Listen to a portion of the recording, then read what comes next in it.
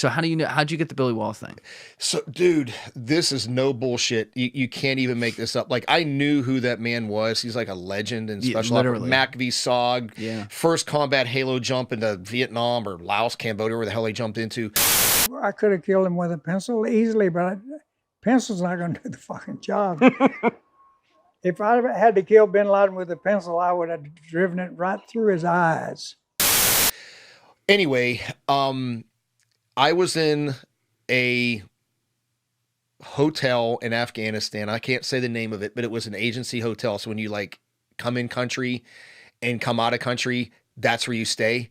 Meaning like they didn't own it. No. They just rented it or they bought it, whatever. But it was just agency people. Yeah, dude. Like, Doesn't that stand out like a sore thumb? No, you wouldn't have known if you saw it, dude. And it was all surrounded by Jersey walls and shit. Like you couldn't have drove a tank in there. It was. It really? was. Yeah, that's interesting. Yeah. Okay. So it's where you rotated through and in and out of when you came into the country and when you came out of country. So inside of this hotel, for lack of a better word, was a bar. Dude, it was the coolest freaking thing I've ever seen. Floor to ceiling, and on the ceiling, it was nothing but memorabilia.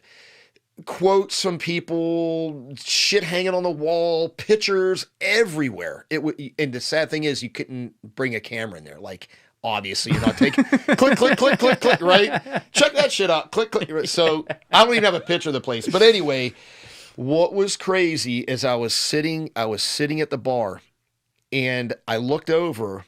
And I went, holy shit, that's Billy Waugh.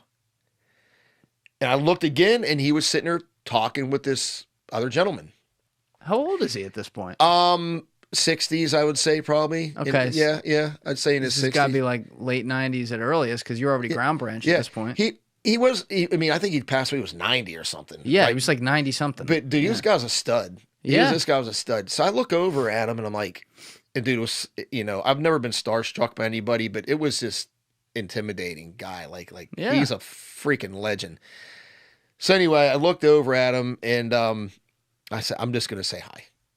So I walked over and said, hey, Mr. Waugh, I just want to say hello. Mr. Waugh. I don't know what. You're like taking the blood off a knife you used earlier. Mr. Waugh, thank you. So I said, hey, pleasure to meet you, sir. And he's like, he goes, why don't you pull up a seat? I was like, oh, shit. So I'm sitting there, and it was him and another guy. I didn't know who the other guy was at the time.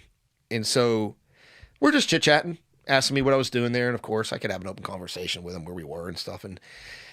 And I across the bar on the wall was a photo of him.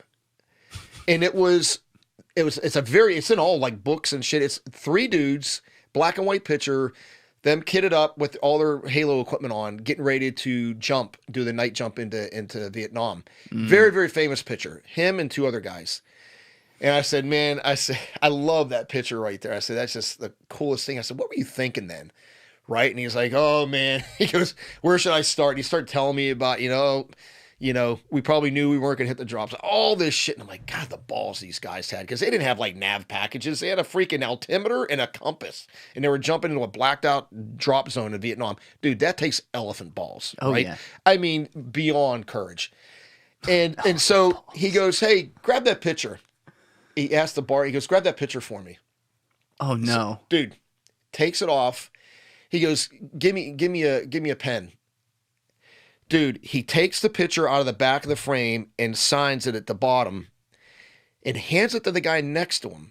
The guy next to him was the guy next to him in the picture. His name is Jesse Campbell. I bullshit you not. I think on the picture it says Turkey Man was his call sign. His name is Jesse Campbell.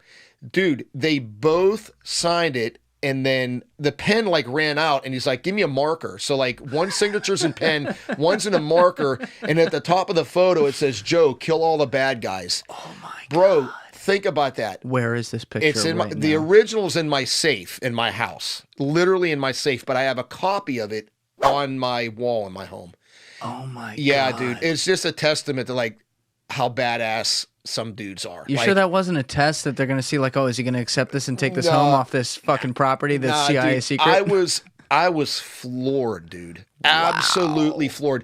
I bet you that is the only pitcher in existence of two. I think his team was Team Florida, Recon Team Florida.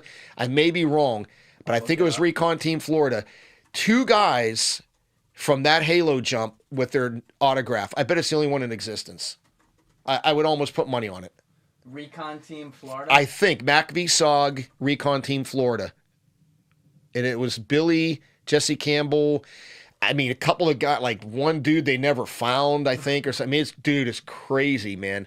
Wow. Yeah, but yeah, I think it was Recon Team Florida because I remember him saying that to me. I'm about 90% sure. Yeah, he is such an interesting.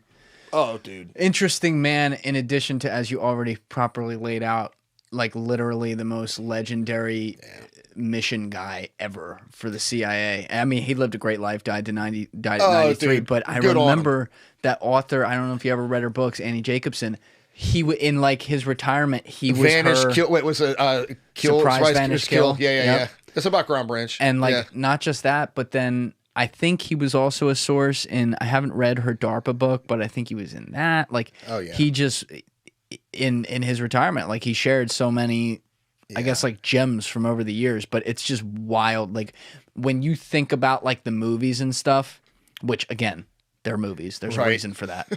You don't think about like a guy still at like 70, like doing some shit. Let me tell you, that's rock star shit. Yes. Like to be able to operate at that level, at that age, and how the guy even survived. I don't. That much 9 shit lives, and man. not be dead. Yeah. I mean, I know he'd been wounded, but like, how is that guy not dead? It's just a testament of how badass of an operator he was, dude. Like, seriously.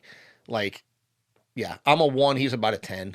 You know, like, I'm not even close to that guy's level. Nothing wrong with that. I mean, that guy was a whole nother level. And, you know, he just...